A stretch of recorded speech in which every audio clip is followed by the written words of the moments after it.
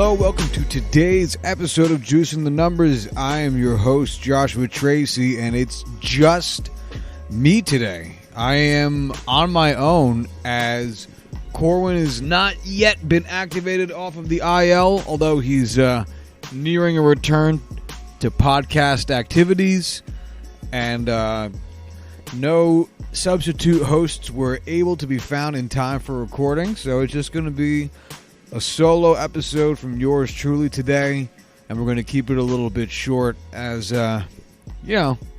life gets in the way sometimes. But anyway, today's topic, I thought fitting in Corwin's absence and fitting of the day as I'm recording this on August 18th, so the day before it releases.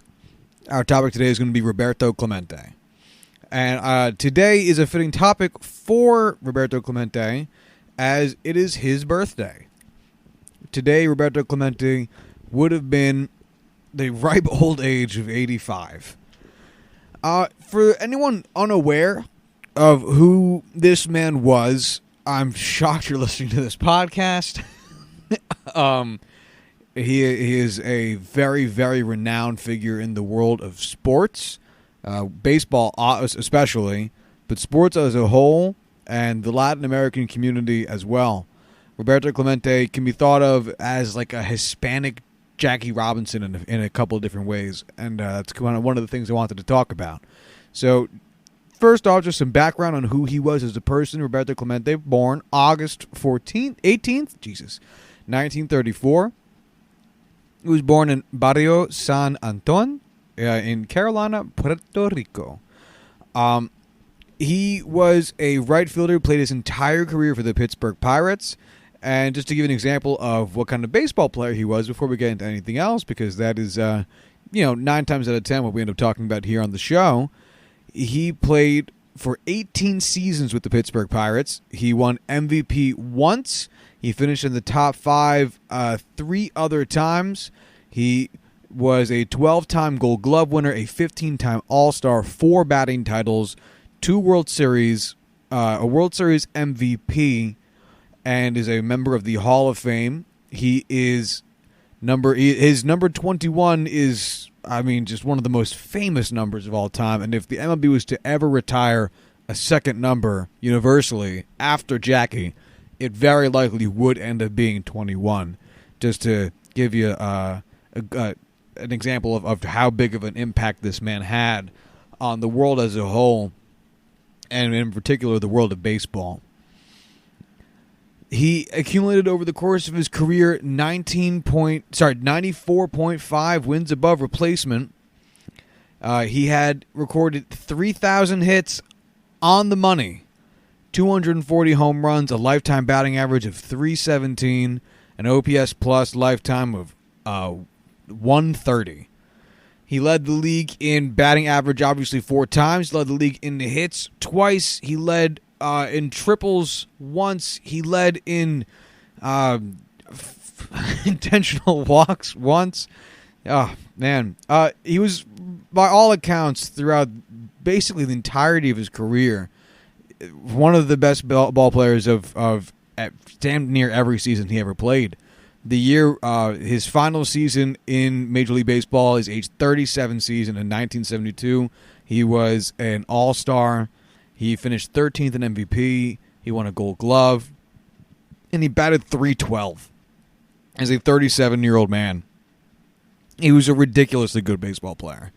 So, obviously, there's been a lot of great ball players that come through the MLB, that come through the sporting universe as a whole that we catch glimpses of. There's people who vastly outrank Roberto Clemente in terms of things like career WAR, high batting averages, all of these things that we tend to look at from a purely statistical standpoint.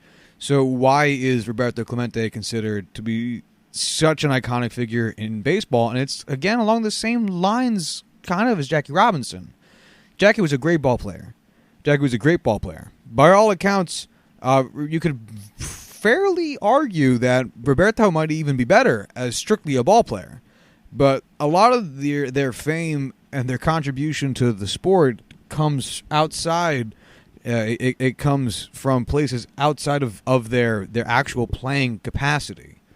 So, among the reasons that Roberto was such an influential figure is that he was a dark-skinned Hispanic man playing baseball at its highest level for a historic franchise. Because the Pirates we think of today is not what the Pirates were in the 50s, 60s, and 70s when Clemente was there. No, back then they were still a perennial World Series threat.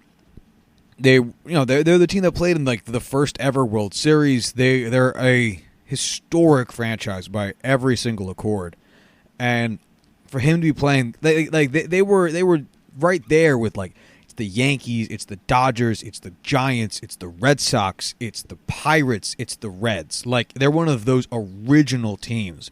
So he was there, killing the National League, which at this point in time is far and away the more competitive league over the American League, since the National League took to integration much sooner than the American League did. Which actually, funny enough, is how if you had to guess what team Roberto was signed by initially, it wasn't actually the Pirates. It was, of all teams, the Dodgers.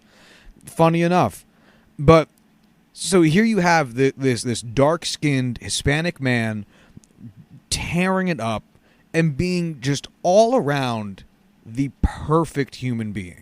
Not only was this man such a phenomenal ball player, where he is, I mean, by far the best player on the team, damn near every single season he played, but he also got to exemplify what it meant to be a human being. There's a reason that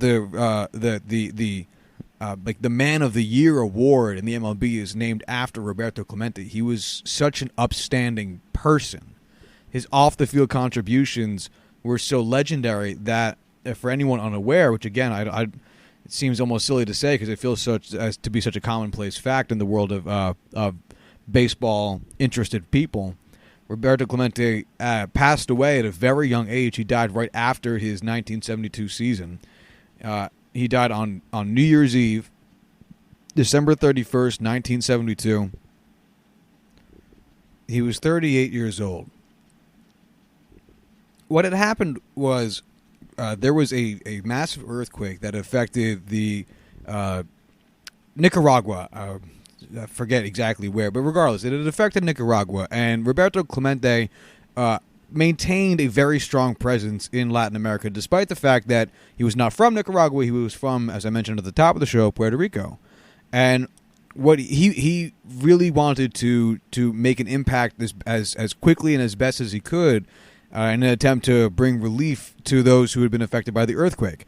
And, in today, we see the destruction of earthquakes. We see how long it takes. We see what natural disasters do to countries, and it's, I mean, the amount of time, the sheer amount of time and effort and infrastructure that it takes to bring relief to these countries today is staggering, and you can only imagine how much more difficult it was back at this time. I mean, not even like, for lack of a better word, poorer countries like you would find in Latin America, but even when we had Louisiana get affected by Hurricane Katrina in the early aughts, I mean, that it's devastating. It takes so Roberto didn't want to see people that he had considered family to him or considered kin to his own in some capacity be without some type of relief and care for so long. So he very, very quickly, as best as he could, get to work to try to make that situation as improved as he could make it.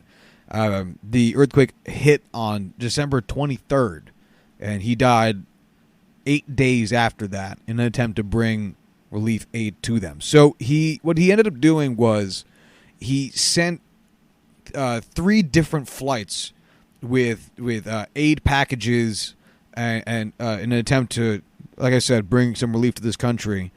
And apparently all 3 had been diverted. All 3 flights that were supposed to bring packages for the people being affected by this earthquake had been diverted by a corrupt government that had taken, that at that point had been controlling Nicaragua.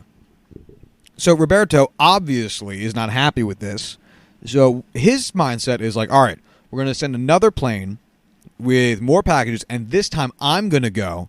Because if they see me on the plane, then they're going to be like, all right, we have to, they're not going to be dishonest anymore. They can't fucking say that, like, they didn't get it or whatever, because, like, I'm Roberto fucking Clemente, Like, I'm here. I'm the most famous fucking Hispanic man in the entire goddamn United States. Like, they're going to have to acknowledge the fact that they got this fucking shit and make it go to the right fucking place. So it gets on the plane, and this is a Douglas DC-7 cargo plane, which apparently at the time was considered a very risky plane to even be on, that specific model of plane, because it had a lot of mechanical issues, a long history of mechanical issues. And Roberto, I assume, at least from the details that I've heard, as well as interviews that I've heard, it was just in such a rush to try to, in his mind, there was this urgency. He needed to get these things to the people of Nicaragua, that he just took the plane regardless of this history of problems, and even overloaded it by a whopping 4,200 pounds over its maximum capacity in an attempt to just bring as much stuff, as much aid, as much relief as he could as possible, especially since the 3 previous flights had all been diverted. So he had a charter to go out on December 31st of 1972.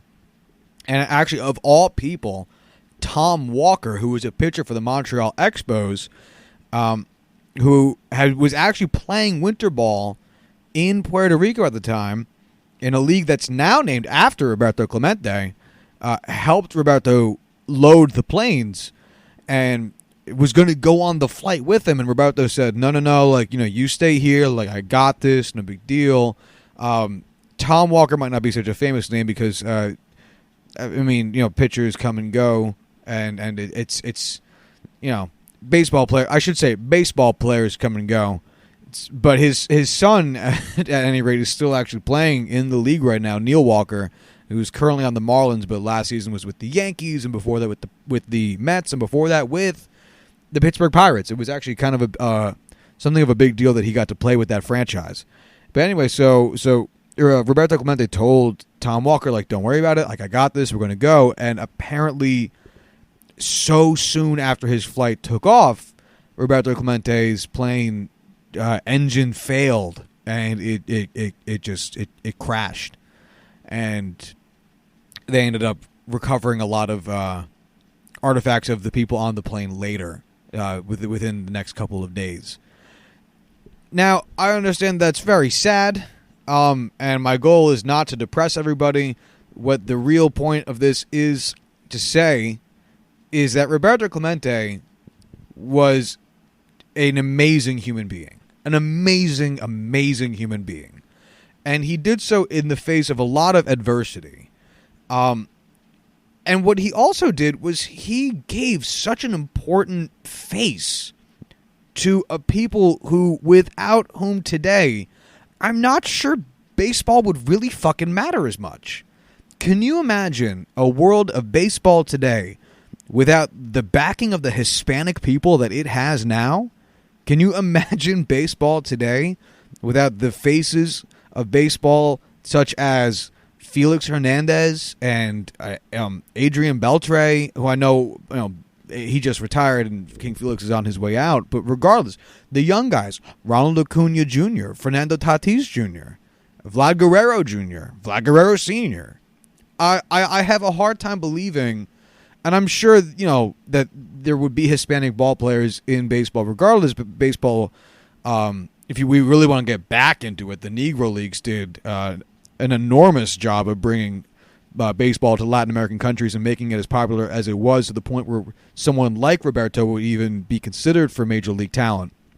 But it giving those people such awe-inspiring person to aspire to really can't be spoken to enough. It really can't be. He really opened up so many doors to the people that are really the heart and soul of the game now, as much as it is as much as baseball is a universal sport, you have Max Kepler now who's representing European players. We have a bunch of Japanese players, Yusei Kikuchi being one of the most recent, Shohei Ohtani, Masahiro Tanaka. We have Korean-born players in the league. As much as it is a universal sport, it is, I think, first and foremost an American sport, but second most, I mean, it is a Latin American and Hispanic sport. It brings a lot of pride to those people and communities, and I think a very large part of that is owed to one of the greatest men to ever don a uniform, Roberto Clemente. A brilliant ball player and a wonderful human being. And so I wanted to just give us a little bit of time to remember the life and times of Roberto Clemente. And in doing so, I wanted to just take a brief moment to read what his plaque says in his on his Hall of Fame plaque, as it's usually just such lovely stuff. The Hall of Fame does a phenomenal job at capturing the essence of who the players they are enshrining. So I will read that for you now. I know this is available online. I'm very aware that all of you could just go ahead and Google this. Doesn't matter. We're here to remember Roberto. So here we go. He played a kind of baseball that none of us had ever seen before, as if it were a form of punishment for everyone else on the field. That's a quote from Roger Angel. The number he assembled over 18 big league seasons tell the story of a complete ball player. The story of Roberto Clemente, however, goes beyond mere numbers. Born on August 18, 1934, in Carolina, Puerto Rico, Clemente excelled in athletics as a youngster, and at the age of 17 was playing for the Santurce Crabbers of the Puerto Rican Baseball League. The Dodgers signed him the following year, and in 1954 he was playing for their Triple-A team in Montreal, the same Triple-A team, I might add as an interjection, that Jackie Robinson played for. Quote, well, I said to myself, there's a boy who can do two things as well as any man who ever lived, said Dodgers scout Clyde Sukeforth. I never have to say that name out loud. Jesus. Clyde Sukeforth. Quote, nobody could throw any better than that, and nobody could run any better than that. Following the 1954 season, however, the Dodgers tried to slip Clemente through the offseason without putting him on the big league roster. He was taken by the Pirates in the Rule 5 draft for $4,000. So for anyone who doesn't know what the Rule 5 draft is, it's actually, I think, one of the funnest, quirkiest parts of roster management for the MLB. If you have a player who's not on your 40-man roster, which is a lot of players in any given big league organization, all players who are not on your 40-man roster are eligible for what's called this Rule 5 draft, which allows other ball clubs to kind of take them from you, with the idea being that they don't want any players to be like so logjammed and stagnant that like one team can just have 200 of these ball players who might be able to be on a 40-man somewhere else. So it's an attempt to keep the game competitive on the lower levels, and it's good for younger players because they get to possibly go to a team that has a more of a need for it. And it's good for teams that are trying to stack up their farm system a little bit because it gives them just a few more avenues to do it. And usually it's a pretty inoffensive way of doing so, seeing as it's a player who's not already on a 40-man roster. So it's I think one of the cleverest ideas that MLB's ever had. Anyway, Clemente worked to find his stride during the next 5 seasons, battling injuries and a language barrier in a country where he was a citizen but had no home. In 1960, the Pirates and Clemente came of age as the limber right fielder, batted .312 with a team-high 94 RBI to lead the Pirates to the World Series. In the Fall Classic, Clemente hit .310 to help the Pirates defeat the Yankees in 7 games, spawning another introduction from me, one of the greatest pictures of all time of Pirates fans watching from the top of the cathedral. During the next 7 years, Clemente won 4 National League batting titles in the 1966 NL MVP Award and began a string of 12 straight Gold Glove Award seasons in right field. In 1971, the 37-year-old Clemente led the Pirates back to the World Series, where Clemente hit .414 to power Pittsburgh to another world title en route to the series MVP award. Clemente recorded his 3,000th hit late in the 1972 season, becoming just the 11th player to reach the milestone. Clemente and the Pirates won the NL East that year, but lost to the Reds in 5 games in the National League Championship Series. On December 31st, 1972, Clemente boarded a small plane en route from Puerto Rico to Nicaragua to assist the earthquake relief. The heavily loaded plane crashed just off the coast of Puerto Rico I'm going to repeat it. The heavily loaded plane crashed just off the Puerto Rican coast, and Clemente's body was never recovered. He was elected to the Hall of Fame in 1973 in a special election that waived the mandatory 5-year waiting period. Quote, "Baseball survives because guys like Clemente still play it," wrote columnist Jim Cannon of the New York Journal-American. And that is what is here in his Hall of Fame website. I mean, on his actual plaque. Roberto Clemente Walker, Pittsburgh, National League, 1955 to 1972. Member of exclusive 3,000 hit club. Led National League in batting 4 times. Had 4 seasons with 200 or more hits while posting a lifetime .317 average and 240 home runs. Won Most Valuable Player Award in 1966. Rifle-armed defensive star, set NL mark by pacing outfielders in assist 5 years. Batted .362 in 2 World Series, hitting in all 14 games. A titan of the sport, a legend in baseball, and this is our tribute to you on his birthday. So here is to Roberto Clemente. And until Thursday, y'all have a good one.